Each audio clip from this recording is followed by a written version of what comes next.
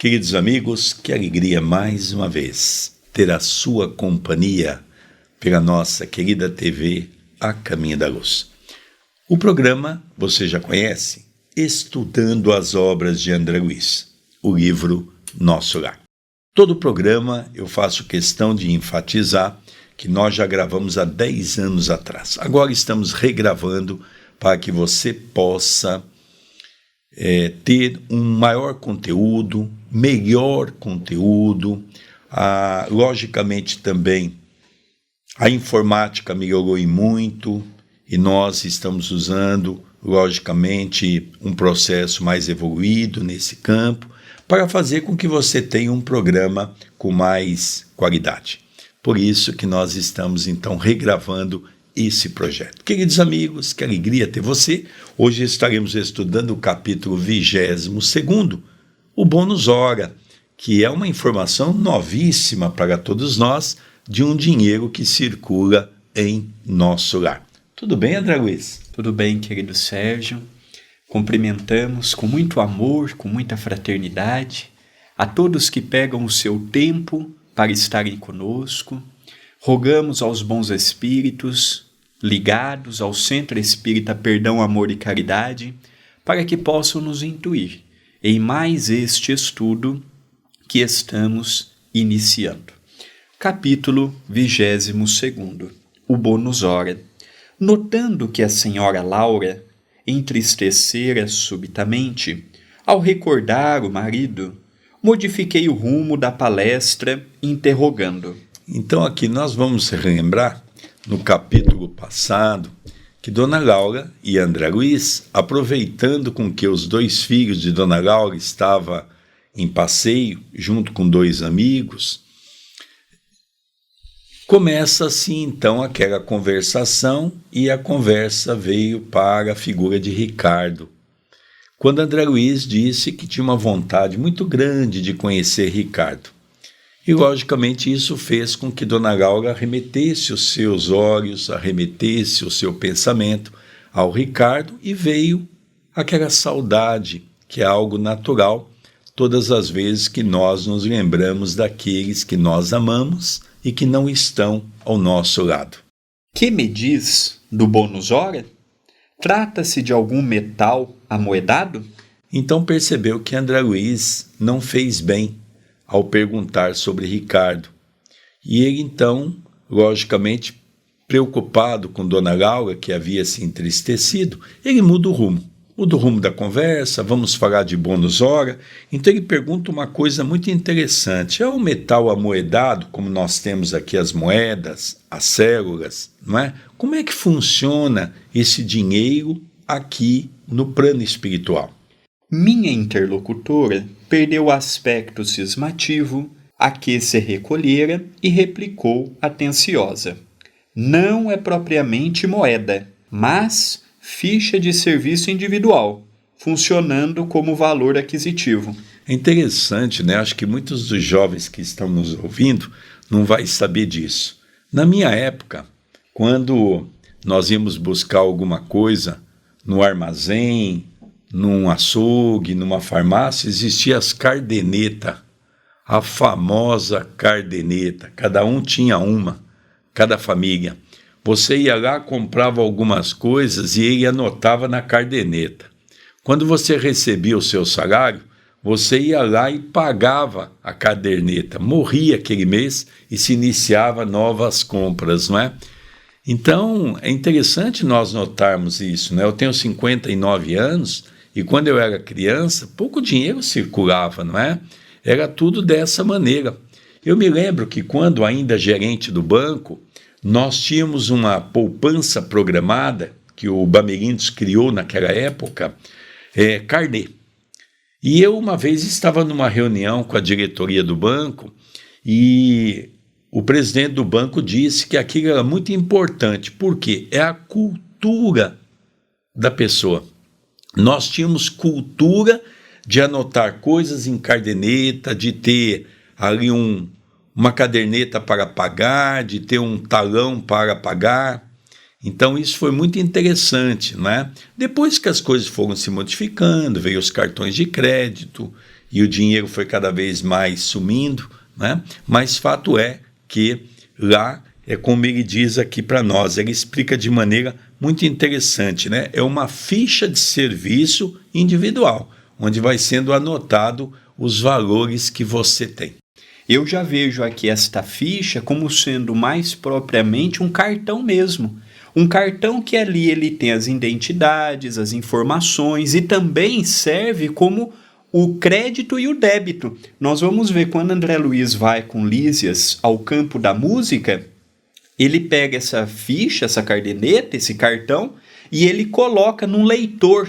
E lá é debitado automaticamente dos bônus horas que Lísias tem. Então eu vejo aqui uma outra antecipação. A gente fala muito da antecipação da cerca elétrica, das televisões a LED, plasma que nós temos hoje, mas eu também vejo isto como uma antecipação que hoje é muito comum. Hoje tem pessoas que já nem dinheiro vivo mais têm, usam apenas este cartão, essa caderneta. Também vejo, além desse aspecto, esse outro aspecto revelador. Sim, isso tem sentido, porque eu me lembro que eu estava no banco quando foi criado o cartão. Não existia cartão magnético. Eu me lembro que eu sou dessa época, da criação do cartão. Então, foi uma grande revolução na época.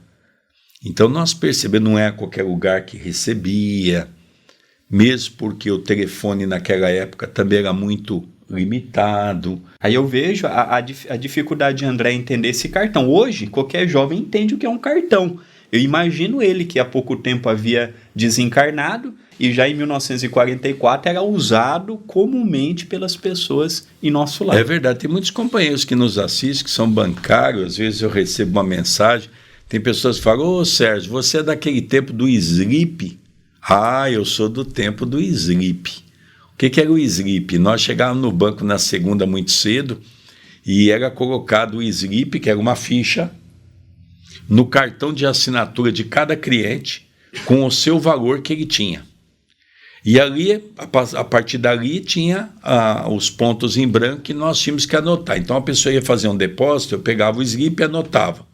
A pessoa depositou R$500, tinha um saldo de tanto, mas esse dava tanto. A pessoa veio sacar um cheque de R$1.000. Tinha tanto, sacou 1.000, ficou com tanto, né? E quanto dinheiro a gente não perdia, porque às vezes deixava de anotar, não anotava corretamente. Então a gente percebe que era um sistema assim muito primitivo mesmo, né? Sim, eu sou dessa época também. Eu cheguei a pegar essa modernidade toda aí que nós estamos vendo hoje. Diga de passagem, isso é uma coisa muito recente. Hoje, por exemplo, André, nós estamos vendo aí dinheiro que não circula nem em conta. Hoje existe um sistema de dinheiro que circula no espaço, nas nuvens, como eles chamam, através desses sistemas de internet. É uma coisa muito interessante. A gente está percebendo que as coisas rumaram para caminhos muito diferentes no campo de uma evolução. Aquisitivo? Perguntei abruptamente. Explico-me, respondeu a bondosa senhora. Em nosso lar, a produção de vestuário e alimentação elementares pertence a todos em comum. Há serviços centrais de distribuição na governadoria e departamentos do mesmo trabalho nos ministérios. O celeiro fundamental é propriedade coletiva. Então nós percebemos que lá não existe essa ideia do materialismo que nós temos aqui. Lá ninguém vai obter 30 pares de sapato, 30 pares de tênis, 30 pares de sandália, como nós vemos esse absurdo do materialismo que nos consome aqui na Terra. Lá você vai adquirir, e como ele mesmo diz, é a governadoria que organiza esse departamento, a sua necessidade. E qual é a nossa necessidade? Interessante, eu sempre conto isso, o André já ouviu contar várias vezes do Chico, né? Uma vez tinha uma senhora na casa do Chico, e a conversa era sobre obter as coisas, não é? De uso pessoal, como roupa, sandália, sapato. E essa companheira então disse para o Chico, olha Chico, na minha casa eu contei essa semana, eu tenho 32 pares de sapato. E o Chico deu uma gargalhada, o Chico gostava muito de anedotas também, E ele diz assim, daquele jeito mineiro: "Uai, minha filha, você tem 64 pés?" E aquilo, lógico que foi uma coisa simples, uma brincadeira sadia, mas que nos arremeteu a um pensamento e nos arremeteu a um questionamento. Para que ter tudo isso? Será que nós estamos observando que tem muitas pessoas que não têm nenhum? Então nós percebemos que lá é uma cidade que não falta nada a ninguém, mas ao mesmo tempo também não tem abusos nesse campo. Ante meu gesto silencioso de espanto, acentuou: todos cooperam no engrandecimento do patrimônio comum e dele vivem. Os que trabalham, porém, adquirem direitos justos. Cada habitante de nosso lar recebe provisões de pão e roupa, no que se refere ao estritamente necessário, mas os que se esforçam na obtenção do bônus hora conseguem certas prerrogativas na comunidade social. O espírito que ainda não trabalha poderá ser abrigado aqui. No entanto, os que cooperem podem ter casa própria. O ocioso vestirá sem dúvida, mas o operário dedicado vestirá o que melhor lhe pareça. Compreendeu? Os inativos podem permanecer nos campos de repouso ou nos parques de tratamento, favorecidos pela intercessão de amigos. Entretanto, as almas operosas conquistam o bônus hora e podem gozar a companhia de irmãos queridos nos lugares consagrados ao entretenimento ou o contato de orientadores sábios nas diversas escolas dos ministérios em geral. Precisamos conhecer o preço de cada nota de melhoria e elevação. Cada um de nós, os que trabalhamos, deve dar no mínimo 8 horas de serviço útil nas 24 de que o dia se constitui. Os programas de trabalho, porém, são numerosos e a governadoria permite 4 horas de esforço extraordinário aos que desejem colaborar no trabalho comum de boa vontade. Desse modo, há muita gente que consegue 72 bônus horas por semana, sem falar dos serviços sacrificiais, cuja remuneração é duplicada e às vezes triplicada. Então aqui tem vários pontos que vale a pena nós continuarmos alargando a nossa visão daquilo que já comentamos até agora. Alguns fatos novos vieram, né? Num primeiro momento, a governadoria, com referência a vestuário e alimentação, é que organiza tudo isso. Veja, aqui ela coloca para nós um ponto importante. Todos têm a oportunidade de trabalhar. O trabalho mínimo em nosso lar é 8 horas. Mas existe, por exemplo, aquela senhora que nós vimos há pouco em capítulos anteriores, que em 6 anos de nosso lar, ela tinha apenas 304 horas trabalhado. Praticamente quase nada, ou nada. E ela faz uma menção também que além das 8 horas, você pode fazer mais algumas horas, vamos dizer aqui, horas extras, como nós chamamos aqui no Brasil. E além disso, você tem oportunidade de ter algumas atividades chamadas sacrificiais.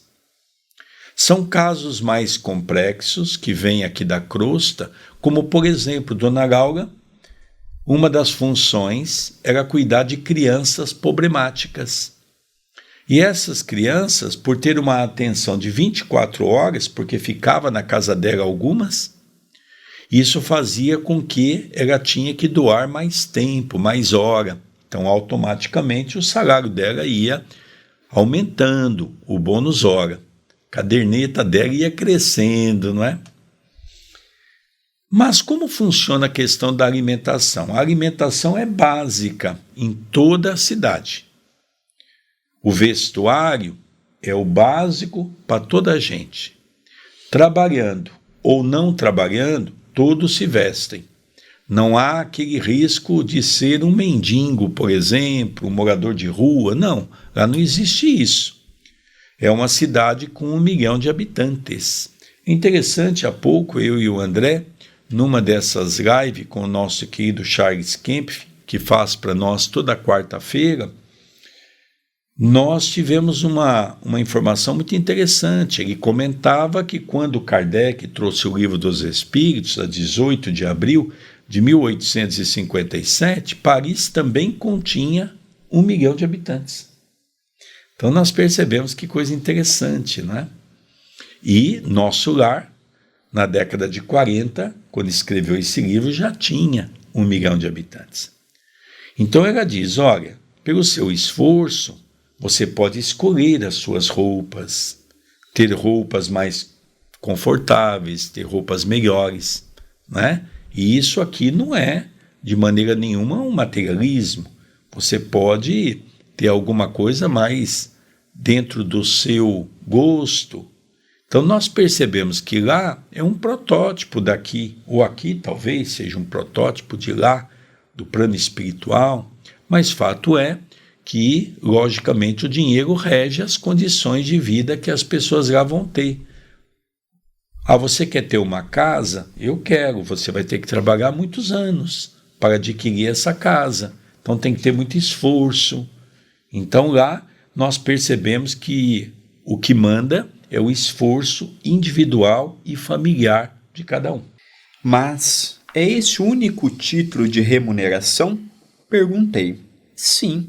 É o padrão de pagamento a todos os colaboradores da colônia, não só na administração, como também na obediência. Eu fico imaginando, não é? Vocês já pararam para pensar, quando nós tivermos uma ideia funcionando aqui na Terra, sem corrupção, você vai viver com o que você ganha, sem aquela vontade de querer lesar as pessoas, roubar as pessoas. Então nós percebemos o quanto nós estamos distante, mas ao mesmo tempo analisando o quanto deve ser importante uma cidade justa como essa, onde tem uma única moeda, e essa moeda, poderíamos dizer assim, é ela que rege todos os princípios de vivência naquela cidade. Lembrando as organizações terrestres, indaguei espantado. Todavia, como conciliar semelhante padrão com a natureza do serviço? O administrador ganhará 8 bônus hora na atividade normal do dia e o operário do transporte receberá a mesma coisa? Não é o trabalho do primeiro mais elevado que o do segundo? Então nós percebemos aqui que a grande preocupação de André Luiz, que ele começou a dizer, olha, mas espera um pouco, analisando a crosta, não é? Lógico que vamos dizer assim, um presidente da República, um político, dependendo do cargo que ele se encontra, um empresário, um comerciante, um médico, um engenheiro, cada um ganha de acordo da sua condição, ou seja, daquilo que ele alcançou, não é? Então, os salários são os mais diferenciados. Pelo que eu estou percebendo aqui, todos ganham o mesmo salário, todos têm direito ao mesmo salário, não existe diferenciações. Então, isso chamou a atenção de André Luiz. E agora, então, Dona Laura vai responder para ele como é que efetivamente ocorre em Nosso Lar. A senhora sorriu à pergunta e explicou. Tudo é relativo. Se na orientação ou na subalternidade o trabalho é de sacrifício pessoal, a expressão remunerativa é justamente multiplicada. Examinando, porém, mais detidamente a sua pergunta, precisamos, antes de mais nada, esquecer determinados prejuízos da terra. A natureza do serviço é problema dos mais importantes, contudo, na própria esfera da crosta, é que o assunto apresenta solução mais difícil. A maioria dos homens encarnados está simplesmente ensaiando o espírito de serviço e aprendendo a trabalhar nos diversos setores da vida humana. Por isso mesmo, é imprescindível fixar as remunerações terrestres com maior atenção. Todo o ganho externo do mundo é lucro transitório. Vemos trabalhadores obcecados pela questão de ganhar, transmitindo fortunas vultosas à inconsciência e à dissipação. Outros amontoam expressões bancárias que lhes servem de martírio pessoal e de ruína à família. Por outro lado, é indispensável considerar que 70% dos administradores terrenos não pesam os deveres morais que lhes competem e que a mesma porcentagem pode ser adjudicada a quantos foram chamados à subordinação. Vivem quase todos a confessar a ausência do impulso vocacional, recebendo embora os proventos comuns aos cargos que ocupam. Governos e empresas pagam a médicos que se entregam à exploração de interesses outros e a operários que matam o tempo. Onde aí há a natureza de serviço? Há técnicos de indústria econômica que nunca prezaram integralmente a obrigação que lhes assiste e valem-se de leis magnânimas à maneira de moscas venenosas no pão sagrado, exigindo abonos, facilidades e aposentadorias. Creia, porém, que todos pagarão muito caro a displicência. Parece ainda distante o tempo em que os institutos sociais poderão determinar a qualidade de serviço dos homens, porque para o plano espiritual superior não se especificará teor de trabalho sem a consideração dos valores morais despendidos. Maravilhoso comentário da nossa irmã Laura. Aqui na Terra o que nos move é o ganho. Então eu preciso ganhar para ter motivação. Eu preciso ganhar para ter alegria de trabalhar. Em nosso lar não. Em nosso lar eles estão felizes por trabalhar. Olha a nossa diferença. Aquela ideia, nunca sou reconhecido, nunca sou lembrado, estamos sempre à busca de algo. A minha função, o que eu ganho não é compatível com o que eu faço. A visão que ela passa de nosso lar é diferente. Lá eles estão felizes por trabalhar. Eles têm uma casa, eles têm comida, eles têm o que precisam. Eles estão ali felizes por estarem acolhidos numa região. Aqui ela diz que 70% das pessoas que ocupam cargos públicos na política não têm noção do que é ocupar um cargo público no seu ascendente moral. Desviam-se, vendem-se, usam a máquina pública a seu bel prazer. Só que nós temos que ter a ideia, muitas pessoas perguntam assim, André, você não fica desequilibrado vendo os políticos fazendo o que estão fazendo? Não, eu oro muito por eles, porque na pandemia, muito político no Brasil e no mundo se endividaram e estão até o pescoço com dívidas morais. Mortes nas suas contas, dinheiro desviados. Eu não tenho raiva de político. Eu não vibro para eles com ódio, não. Eu vibro para eles pedindo a Deus que interaja com eles na sabedoria, porque o plantio é livre, mas a colheita é obrigatória. É aquela fala, por exemplo, dos empresários gananciosos que querem, no início da pandemia, aqui no Brasil, o que nós vimos? Um álcool em gel que custava R$5 custa 15. A ganância. Não teve um aumento desse, mas tudo aumentou. É a pandemia. Então aumentou isso, aumentou aquilo. É a pandemia. Então tudo era motivo para aumentarmos por conta da pandemia. Então nós vemos o desregramento no comércio, aí nós vemos também o funcionário indisciplinado, ingrato. Então nós sempre temos aquele. O chefe acha que paga muito, o funcionário é indisciplinado. O funcionário acha que recebe pouco e que está numa máquina desajustada. Fato é que nós sempre estamos crendo seja aquele que está no alto, seja aquele que está no baixo, sermos vítimas de algo. É interessante notarmos também que essa colocação de Dona Laura tem uma importância muito forte. Por quê? Porque nós vemos, por exemplo, com o escândalo que nós tivemos de corrupção no Brasil, é uma coisa interessante a questão da moralidade, não é? Nós não somos aqui políticos, não nos envolvemos em política, mas eu tenho uma admiração muito grande pelo Sérgio Moro e respeito aqueles que não têm. Mas gostaria também que as pessoas respeitassem quem o tem. Porque não foi fácil uma luta intensa para quebrar toda uma quadrilha que não era apenas no Brasil, mas a nível mundial. Vários países foram pegos diante dessa operação.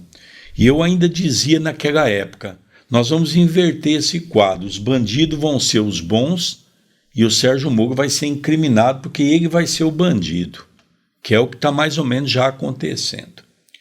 Então, nosso lar a gente não vê isso. Primeiro, 72 ministros ilibados no campo da moralidade. Segundo, as pessoas ganham de acordo com o trabalho e ganham para sobreviver, tendo a oportunidade de uma vida um pouquinho mais confortável. Então nós vimos aí pessoas que foram pego nesses lava-jatos, por exemplo. Então a pessoa pegava esse dinheiro, comprava helicóptero, barcos, pequenos navios, viajava para o mundo todo, casa em alguns países do mundo, ou seja, aquele desfrutar daquilo que o materialismo oferece para as criaturas. Isso nós temos aqui que relembrar que o Espiritismo não condena a riqueza. Isso não quer dizer que aquela pessoa que tem dinheiro, não quer dizer que essa pessoa não tenha o direito de viajar, o direito de passear, o direito de ter uma casa nos Estados Unidos, uma casa na Europa. Não quer dizer nada disso.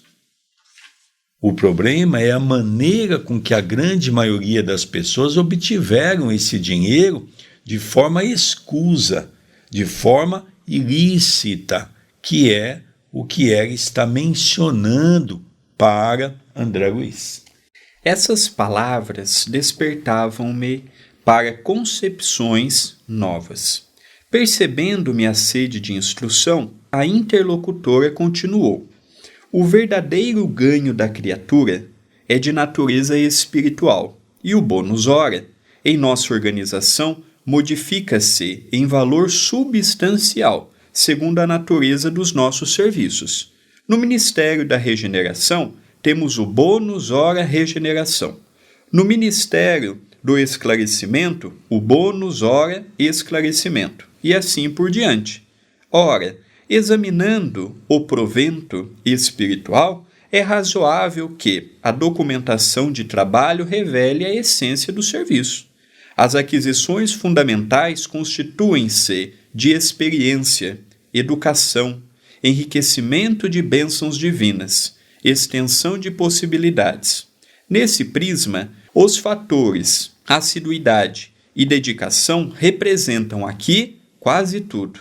Em geral, em nossa cidade de transição, a maioria prepara-se com vistas à necessidade de regresso aos círculos carnais.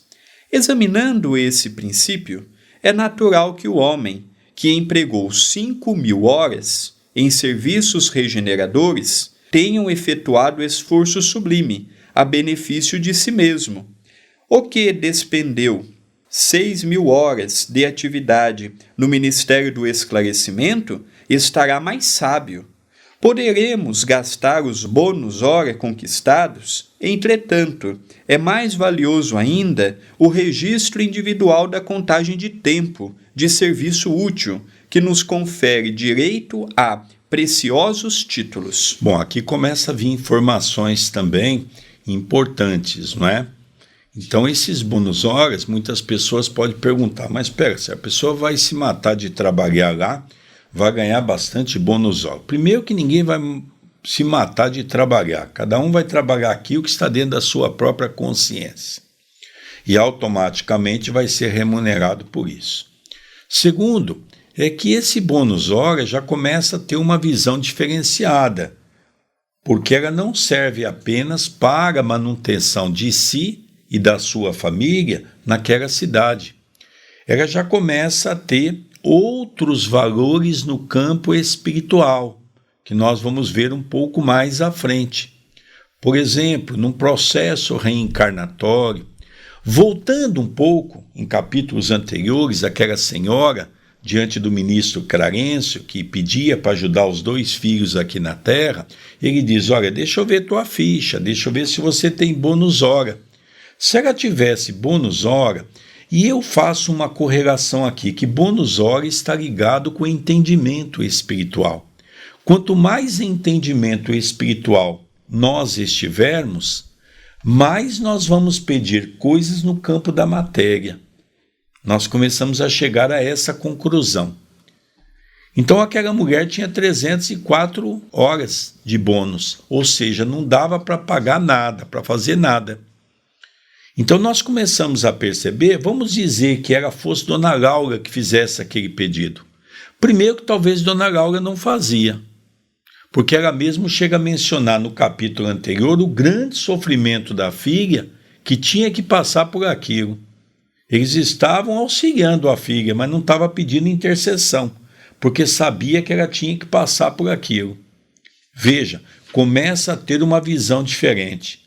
Mas, quando ela reencarnar, Dona Laura, nós vamos perceber que o bônus hora, que ela tem uma quantidade enorme, nós vamos até estranhar, ela tem auxílio.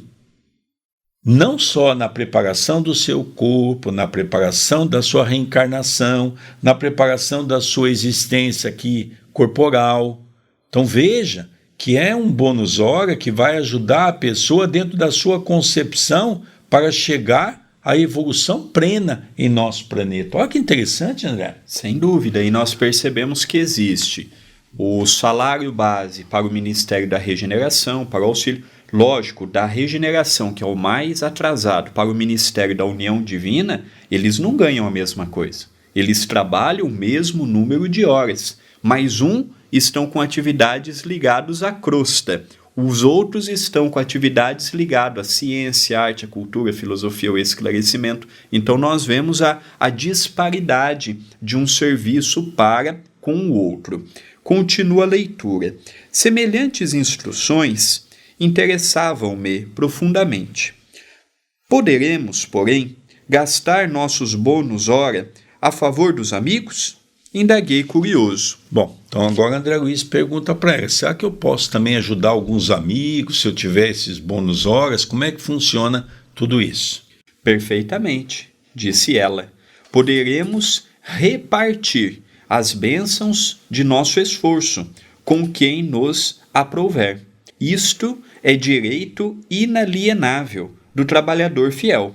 Contam-se por milhares as pessoas favorecidas em nosso lar, pela movimentação da amizade e do estímulo fraternal. É só uma colocação, o próprio caso da neta de Dona Laura.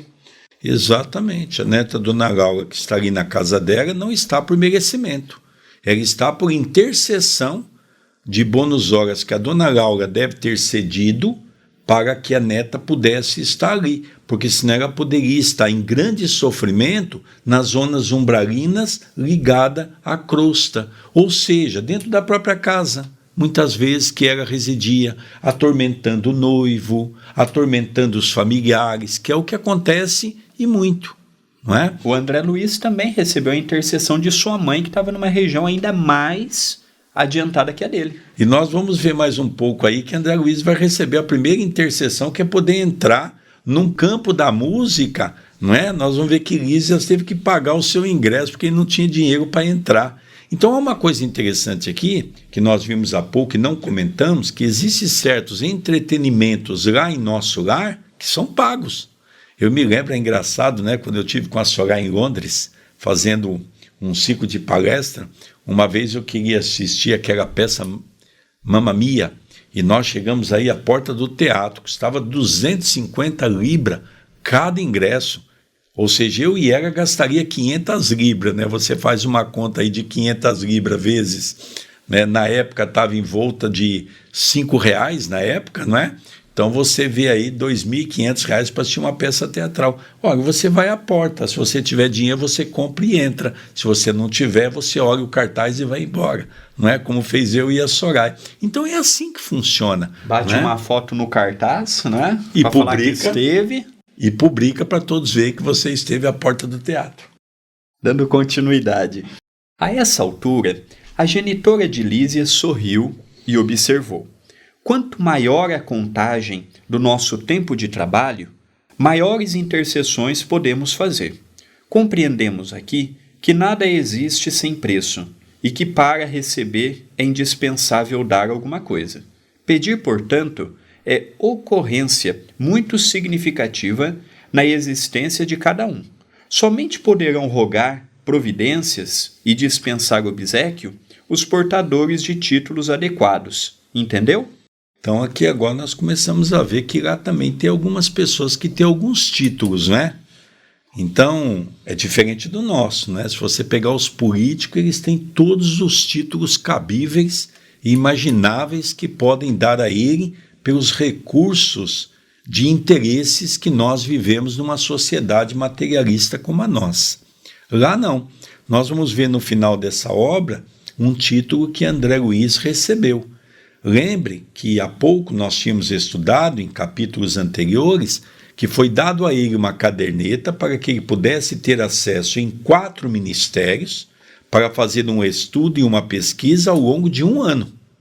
E nós vamos ver depois desse 1 ano se ele aproveitou ou não, se ele recebeu algum título ou não. Não vamos esquecer que os ministérios, eles não são ligados eternamente. Eu vou para o ministério e fico lá muito tempo. Não, cada um vai subindo, cada um vai tendo novas oportunidades em outros ministérios, até para ganhar mais, de acordo com seu esforço e sua dedicação. E o problema da herança? Inquiri de repente. Não temos aqui demasiadas complicações, respondeu a senhora Laura sorrindo. Vejamos, por exemplo, o meu caso. Aproxima-se o tempo do meu regresso aos planos da crosta. Tenho comigo 3.000 bônus hora auxílio no meu quadro de economia pessoal. Não posso legá-los à minha filha, que está a chegar, porque esses valores serão revertidos ao patrimônio comum, permanecendo minha família apenas com o direito da herança ao lar. No entanto, minha ficha de serviço autoriza-me a interceder por ela e preparar-lhe aqui trabalho e concurso amigo, assegurando-me igualmente o valioso auxílio das organizações de nossa colônia espiritual durante minha permanência nos círculos carnais.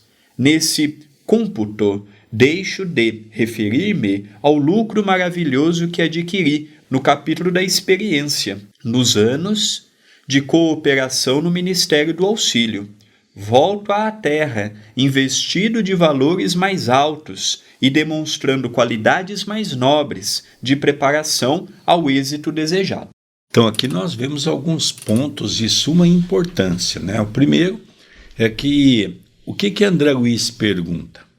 Ele pergunta, dona Laura, como é que fica a questão da herança? Já que se tem patrimônio, vai ter pessoas que vão herdar, vão ter pessoas que não vão herdar.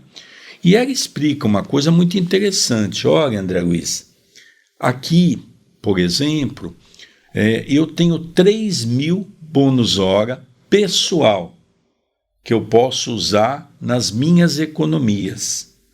Mas a casa eu posso deixar para os familiares, que vão voltar e vão poder usufruir se estiverem preparados. Não vai entrar qualquer um também não, se estiverem preparados. E aí eles vão poder arrumar serviço aqui em nosso lar, já vão ter casa, e eles vão continuar ganhando para continuar sobrevivendo. Essas 3.000 horas zero a partir do momento em que eu retornar, mas elas vão servir em forma de benefício como auxílio que eu vou receber do alto. E um outro problema mais importante, cita ela, é o aprendizado que ela teve, que esse aprendizado vai lhe ajudar e muito quando ela estiver encarnada. Porque ela já adquiriu princípios de moralidade que muito raramente ela vai cair quando estiver aqui sobre o guante do véu do esquecimento. Por isso que é importante nós compreendermos que aquilo que nós adquirimos é o que Jesus disse. O que fala a tua boca é o que está cheio o seu coração. Aquilo que o ladrão não rouba, a traça não consome e a ferrugem não corrói. Então, aquilo que nós conquistamos aqui são conquistas pessoais, André. Veja que coisa interessante. Só dela poder interceder pela filha não deixa de ser uma herança. Ela não pode passar o bônus hora que ela ganhou, mas ela está intercedendo pela filha, que eu garanto que é muito mais valioso do que se ela pudesse deixar os bônus hora para a filha. E encerra o capítulo de hoje dizendo: ia prorromper em exclamações admirativas, referentes ao processo simples de ganhar, aproveitar, cooperar e servir, confrontando aquelas soluções com os princípios imperantes no planeta. Mas um brando burburinho aproximou-se da casa. Antes que pudesse emitir qualquer observação, a senhora Laura murmurou satisfeita: nossos queridos estão de volta. E levantou-se para atender. O que eu consigo tirar desse capítulo, que é uma coisa muito interessante para a nossa análise, é de que realmente o dinheiro, nesse caso, ele é importante, mas não é tudo. O mais importante foi a experiência que ela teve, o desdobrar do seu trabalho, a condição espiritual que ela alcançou pela sua dedicação, em que ela pode sim ajudar as pessoas dentro também de certas limitações. E uma das coisas que mais me chamou a atenção é pegando o caso de Dona Laura e pegando o caso daquela senhorinha que está há 6 anos em nosso lar, que já poderia estar quase adquirindo a sua própria casa, se ela tivesse esforço, mas com 304 bônus hora mal vai conseguir pagar o quarto que ela dorme, a pensão que ela está, não é? Nós começamos a ver que há uma diferença agora, analisando as duas. Dona Laura jamais iria pedir uma intercessão pelos filhos como pediu aquela irmã. Por quê? Porque ela tem conhecimento e ela sabe que toda dor faz com que nós possamos crescer no âmbito espiritual e que ninguém sofre se não tiver necessidade para aquele sofrimento. Estamos encerrando mais um capítulo do livro Nosso Lar. Agradecemos imensamente pela sua audiência e te pedimos, se ainda não deixou o joinha, o like, deixe neste vídeo, comente, deixe a sua mensagem. Se você ainda não compartilhou, explicamos sempre nos finais dos vídeos que é fundamental que você seja um auxiliar em divulgarmos o programa. Se te ajudou, quando você compartilha nas suas redes sociais, nos seus grupos do WhatsApp, outras pessoas que ainda não nos conhecem passarão a nos conhecer. Relembrando que, desde o prefácio, já temos vídeo por vídeo disponibilizado na playlist do estudo do livro Nosso Lar. Aqui no canal você vai encontrar o estudo do livro Nosso Lar, dos Mensageiros, Missionários da Luz, Obreiros da Vida Eterna, No Mundo Maior, Libertação, e depois do estudo do livro Nosso Lar voltaremos para a sequência natural, que será o estudo do livro Entre a Terra e o Céu. Aqui na descrição do vídeo você pode acompanhar as atividades do CEPAC através do meu Instagram e do Instagram do nosso querido Sérgio. Passe a nos seguir. Ali você vai perceber as atividades assistenciais do CEPAC. A TV A Caminho da Luz é um dos braços do CEPAC. A sua inscrição, ela é muito importante, habilite as notificações e se torne membro do canal. Você estará ajudando diretamente a continuarmos com as atividades que semanalmente alimentamos em Itapira. Queridos amigos, nós vamos encerrando esse capítulo fabuloso do nosso programa, que é Estudando as Obras de André Luiz, o livro Nosso Lar. A nossa gratidão à sua companhia, à sua audiência e aquele pedido carinhoso. Não esqueça de dar o like, de dar o joinha, que é muito importante para a nossa página. Um beijo no seu coração e até o próximo programa. Até o próximo programa.